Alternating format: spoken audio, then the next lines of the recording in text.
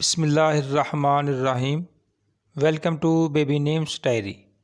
नाम है गादिया, मतलब है सुबह की बारिश, सुबह के वक़्त का बादल।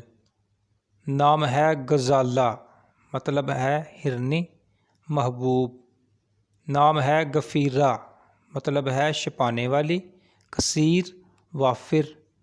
नाम है गलीम, मतलब है हसीन व जमील, नो उम्र, खूबसूरत लड़की।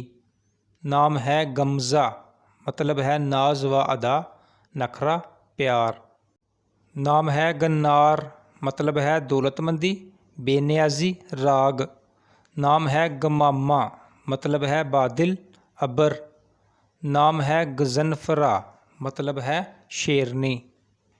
नाम है गाज़िया, मतलब है अल्लाह ताला की राह में जहाद करने वाली, फ़तहमंद औरत।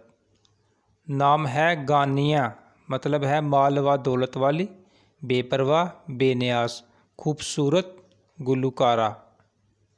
अगर आपको हमारी वीडियो पसंद आई है तो प्लीज़ हमारे चैनल को सब्सक्राइब कर दें और साथ में दिए गए बेल आइकन को भी प्रेस कर दें। वीडियो को लाइक और शेयर कर दें। शुक्रिया।